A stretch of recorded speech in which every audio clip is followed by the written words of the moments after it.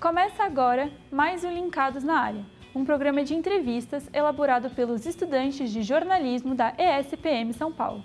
Eu sou Isabela Ortiz. E eu sou Júlia Montgomery. No programa de hoje, vamos entrevistar um jornalista com 22 anos de carreira, que acaba de ganhar o prêmio Vladimir Herzog, na categoria Produção Jornalística em Vídeo. A reportagem vencedora trata sobre a desnutrição e a falta de atendimento médico de crianças Yanomami, exibida no Fantástico em novembro de 2021. Ele sempre atuou em reportagens investigativas. Já viveu 45 dias na Cracolândia para flagrar policiais civis agredindo viciados e prostitutas. Desbaratou o esquema de corrupção envolvendo delegados, investigadores e funcionários de uma seguradora. Cobriu os ataques do PCC, acompanhou toda a cobertura da Lava Jato e agora está na afiliada da Rede Globo, a TV Amazônica. É com honra que recebemos online no Linkados na Área de hoje, Alessandro Rissayasso. Obrigada por aceitar o convite. Olá, Isabela. Olá, Júlia. Muito obrigado por esse convite, né? É sempre uma honra estar falando com universitários e especialmente estudantes de jornalismo. Muito obrigado. Obrigada. Agora roda a vinheta que já tem mais para vocês.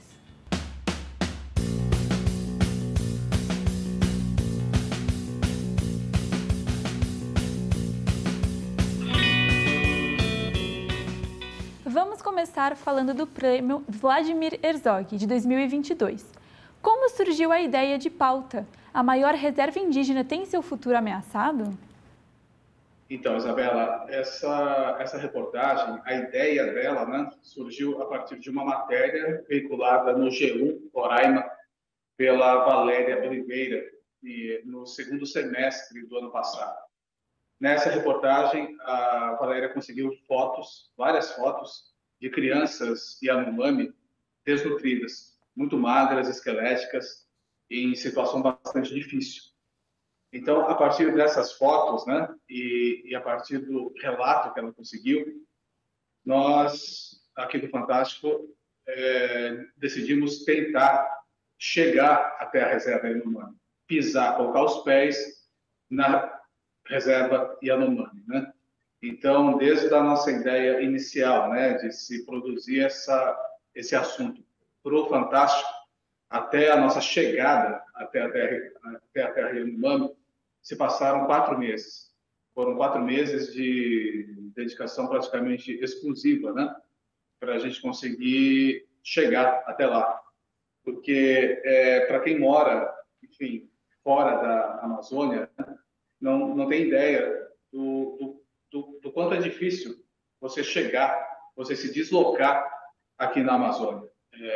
O transporte é muito difícil. Para chegarmos até lá, só foi possível graças a um helicóptero. Não era possível chegar de barco, por exemplo, porque seriam aí mais de 18 horas de viagem e, dependendo da comunidade, até 2 dias de viagem pelo rio, né? Então, a gente, nesses 4 meses, nós conversamos com várias autoridades, várias lideranças indígenas, né? Até conseguirmos uma carta-convite dos representantes dos Yanomami, que nos chamaram, né? Que nos convidaram para conhecer a realidade, né, que eles estavam passando. Um pouco mais sobre a reportagem e a apuração. Quanto tempo você destinou à apuração da reportagem? Então, a gente, depois que nós conseguimos essa autorização, né, essa carta-convite dos Yanomami, nós nos preparamos para irmos até lá, junto com a COIAB, que é uma ONG que cuida dos interesses indígenas, especificamente dos Yanomami. Então, nós fomos juntos para lá e uma liderança Yanomami, que é o Júnior Recurai, ele nos acompanhou. Ficamos sediados na base de Surucucu, e lá funciona uma espécie de hospital central dos Yanomami, que você ouve falar, né? Hospital central. Você imagina que seja um lugar com recursos razoáveis, né? Mas o Hospital Central é basicamente uma casa de madeira com paredes, com buracos nas paredes, no teto e com algumas redes que servem como macas. Esse é o hospital central da reserva Yanomami. Ficamos lá, alojados nos quartos, né, junto com alguns enfermeiros e equipe médica, né? E dessa base de Sorocaba, nós partimos para as outras comunidades. E só era possível de helicóptero, né? Fomos primeiro para RBTU, que é uma comunidade Yanomami, onde lá nós já encontramos algumas dezenas de crianças em estado lamentável, né? Muito magras, barrigas enormes, com vermes, né? E muito doentes, todas com malária. E os adultos também sofriam desse mesmo problema. Na verdade, a comunidade Yanomami sofre com um surto de malária. E para quem não conhece, a malária é uma doença facilmente tratável com cloroquina. Nessa época que nós fomos lá, no segundo semestre do ano passado, faltavam remédios, inclusive cloroquina, né? Então, encontramos vários indígenas deitados nas redes, porque eles estavam muito fracos, eles não conseguiam andar. Crianças doentes que não conseguiam se alimentar devido à quantidade de vermes que tinham na barriga. Enfim, com muita febre muito alta, 39 graus, 40 graus, e sem alimento, né? Porque essa reserva Yanomami, ela sofre com a invasão do garimpo ilegal. Numa área que é do tamanho de Portugal, onde estão lá cerca de 30 mil indígenas, existem hoje, segundo os últimos levantamentos da Polícia Federal, cerca de 20 mil garimpeiros. Então, é quase a mesma quantidade de garimpeiros para a comunidade indígena, né? Então, essa invasão do garimpo traz as doenças aqui da cidade, né? E com a invasão do garimpo, houve essa explosão de malária. E junto com a malária veio a desnutrição, junto com a desnutrição veio a destruição do meio ambiente. Os rios estão todos poluídos por mercúrio, contaminados com mercúrio. Mercúrio é uma substância química altamente cancerígena. Então, os poucos peixes que sobraram estão contaminados com mercúrio e servem de alimento para os indígenas. E a consequência disso é que muitos indígenas hoje sofrem de câncer. Então, esse é o cenário que nós encontramos em RBTU. Aí, no dia seguinte, partimos para a comunidade Charuna, onde nós encontramos uma situação ainda mais degradante, porque essa comunidade ela fica muito próxima de um garimpo. Então, esse contato entre garimpeiros e indígenas ela é muito próxima, né? Então, cerca de 150 indígenas moram nessa comunidade. Dá para afirmar que pelo menos 98% dessa população estava muito doente, idosos doentes, adultos doentes, e as crianças, a situação das crianças realmente era muito triste. Crianças com olhares tristes, que mal conseguiam ficar de pé, de tão fracas que estavam, não conseguiam se alimentar, enfim. O Ministério da Saúde escalou um técnico de enfermagem para nos acompanhar, no intuito de mostrar que eles também estavam trabalhando, né? Mas só que ele não tinha remédio. Bom, Alexandre, como que a tribo recebeu a equipe? Olha, nós estávamos acompanhados pelo Júnior Recurai, que é uma liderança de Yanomami, né? Então, sempre que nós chegávamos em uma comunidade, ele era quem descia primeiro do helicóptero, conversava com o cacique da tribo, né? E pedia autorização para que nós descêssemos e mostrássemos o que eles estavam passando. Então, fomos recebidos muito bem nas 3 comunidades em que nós estivemos, né? Eles se mostraram muito solícitos, né? E dispostos a mostrar tudo aquilo que eles estavam passando, né? Então, a gente pôde trabalhar com muita liberdade, porque a nossa chegada lá foi encarada por eles como uma chegada de um socorro, porque fazia aproximadamente 8 meses que nenhum agente de saúde pisava naquelas comunidades. Então, há pelo menos 8 meses, aquelas crianças, aquelas centenas de crianças, né, estavam sem atendimento médico. Febre alta, malária, e muitas delas morreram ao longo desses 8 meses. Em uma das comunidades que nós fomos, naquela semana, 4 crianças haviam morrido. E um detalhe que chamou bastante a nossa atenção é que quando nós chegamos em Charuna, chegamos de helicóptero, né? Aí uma indígena de uma outra comunidade viu esse helicóptero pousando lá em Charuna, achando que era a equipe médica, né? Ela pegou a filha de cerca de 3 a 4 anos, colocou ela num barco e foi remando até a comunidade onde nós estávamos. Ela remou por aproximadamente 2 horas no rio, até chegar onde nós estávamos. E chegando lá, ela desceu do barco já gritando por socorro. E a filha dela, de fato, estava muito doente. Tinha esse quadro de febre muito alta e muita fraqueza, desnutrição, né? E mal conseguia ficar de pé. Ela chorava muito, implorava por socorro. Só que, infelizmente, nesse dia, ela teve que entrar numa fila do transporte para Boa Vista, que é a capital de Roraima, né? Onde tem um hospital indígena com uma estrutura melhor. E na frente dela haviam outras 6 crianças que estavam num estado tão grave, né, quanto o dela. Então, eu costumo dizer que a nossa visita à reserva Yanomami, ela mostrou para a gente que eles estão sofrendo com uma espécie de extermínio velado, porque o governo federal ele permite a invasão do garimpo ilegal. Nesses últimos 4 anos, houve um crescimento gigantesco do garimpo na região, garimpos com uma estrutura impressionante, internet, TV a cabo, mercado, toda a estrutura de uma vila existe no garimpo, inclusive prostituição infantil e tráfico de drogas. Então, são dezenas de garimpos, com 500 garimpeiros, 1.000 garimpeiros, trabalhando ao lado dessas comunidades indígenas. Então, houve essa invasão gigantesca nesses últimos 4 anos, houve uma destruição muito grande do meio ambiente e, ao mesmo tempo, houve um sucateamento dos órgãos de fiscalização. O IBAMA, hoje, para atuar numa área do tamanho da reserva Yanomami, repito, que tem o tamanho de Portugal, ele conta com menos de 5 agentes.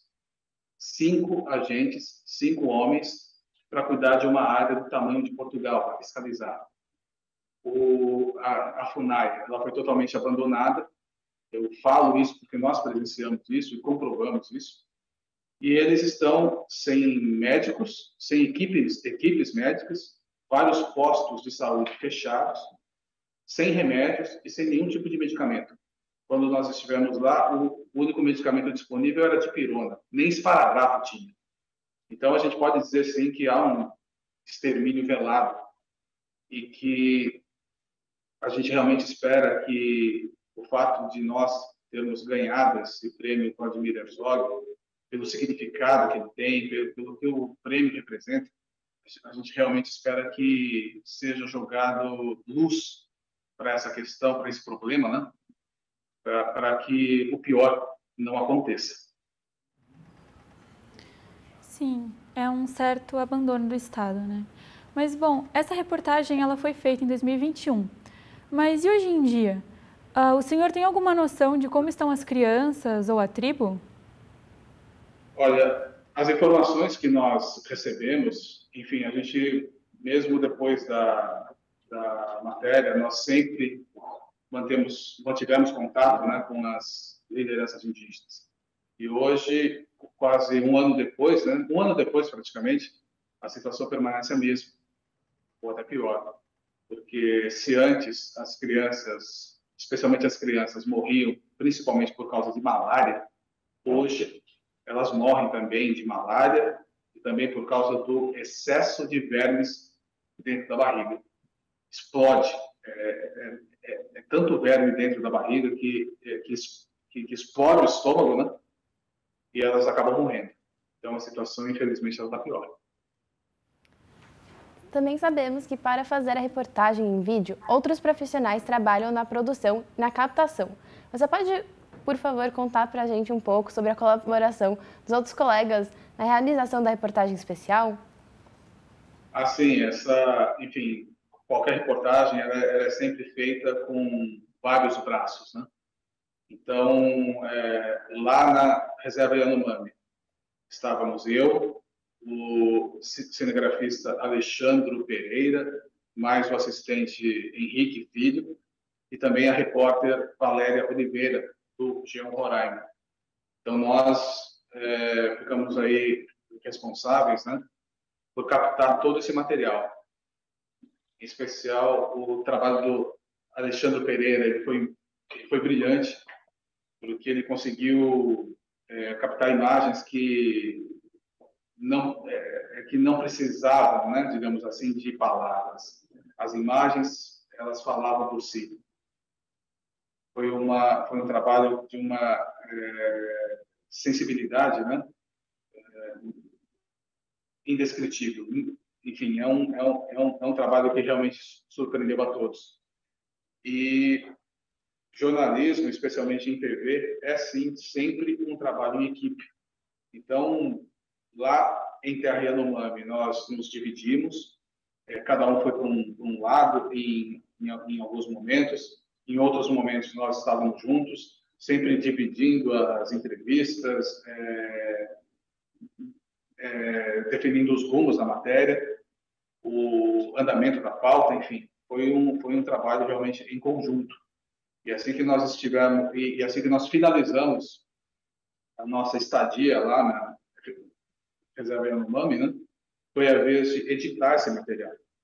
Então, para editar esse material, nós contamos aí com o editor de texto, que é o Wagner Suzuki, e 2 editores de imagem, além de um editor de arte, para montar toda a estrutura, né, de arte, a sequência da matéria, a sequência das imagens.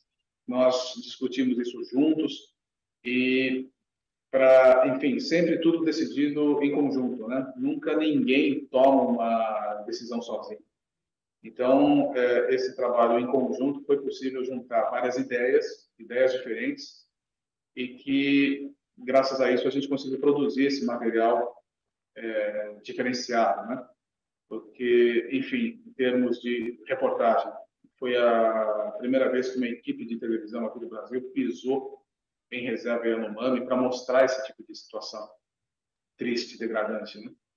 Então, com esse material ele foi colocado em excelentes mãos do editor de texto, dos editores de imagem e também dos editores de arte. E junto a gente conseguiu montar um texto, montar um roteiro que teve como resultado essa reportagem que vocês acompanharam. Bom, Alexandre, agora um pouco mais sobre você. A sua carreira ela é pautada pelo jornalismo de investigação. Quando você percebeu que esse era mesmo o seu caminho e qual cobertura foi decisiva para isso? Além de que, o que é ser um repórter investigativo? Olha, eu sempre gostei de fazer matérias com mais profundidade, né? Me aprofundar mais nos assuntos. No começo de carreira, isso lá atrás, em 1998, eu comecei numa revista de música, numa revista de bateria, e pouco tempo depois eu fui para uma revista de heavy metal, e aí eu fui para um caderno de comportamento no Jornal Diário do Grande ABC, que é um jornal regional aí do estado de São Paulo, né? E aí surgiu a oportunidade de cobrir o caso do maníaco do parque. É um caso que teve bastante repercussão na época e ainda hoje ele é muito discutido, né? Especialmente nas universidades, né? Por causa da repercussão e da peculiaridade que esse caso teve. Então foi o meu primeiro grande caso e concorrendo aí com grande imprensa, né? E com grandes repórteres, grandes nomes do jornalismo na época, né? Então, mesmo novato, eu tinha aqui 1 ano de formado, nem isso, eu consegui emplacar 2 furos de reportagem, né? Que repercutiram no país inteiro.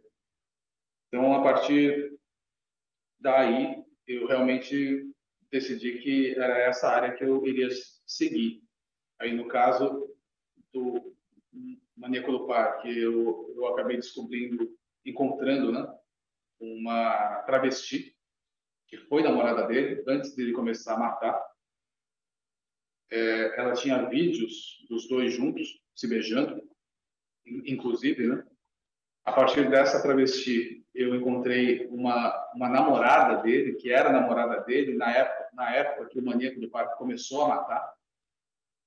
E fiz uma entrevista com ela também, e ela me deu uma agenda dele. E era uma agenda que ele escrevia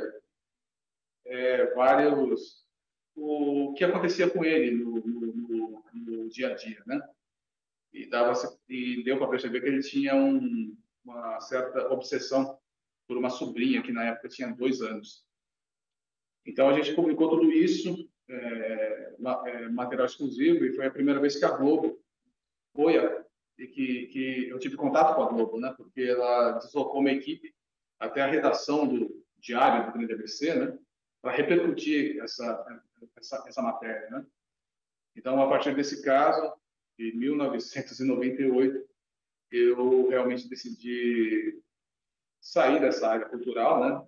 De deixar de cobrir a área cultural e me aprofundar mais nessas grandes reportagens. Alexandre, com as multitelas, o jornalismo ampliou a sua produção para as reportagens curtas. Mas e a reportagem investigativa? Ela se mantém? Como você vê o futuro do jornalismo investigativo? Olha, no dia a dia, a gente sempre acompanha, né? A gente sempre vê que as reportagens com tempo menor, ou aquelas que ocupam menos espaço nos sites e jornais, né? Elas acabam sendo maioria, digamos assim. E até mesmo os grandes assuntos, né? Os grandes casos do momento, os grandes casos do dia, acabam ocupando um bom espaço, mas sempre com matérias com o menor tempo possível. Mas ainda na grande imprensa, quando você tem um material exclusivo, quando você tem um bom material, né, um bom assunto, uma boa pauta, ainda há espaço para esse tipo de reportagem, né? Essa matéria do Fantástico, exibida em novembro do ano passado, ocupou 17 minutos. Há cerca de 20 dias mais ou menos, eu dei uma matéria no Jornal Nacional que ocupou cerca de 3 a 4 minutos. Isso, para quem trabalha com telejornalismo, né, sabe que é um tempo muito grande, porque as matérias em média têm 1 minuto e 30, 1 minuto e 50, 2 minutos se o assunto é bom.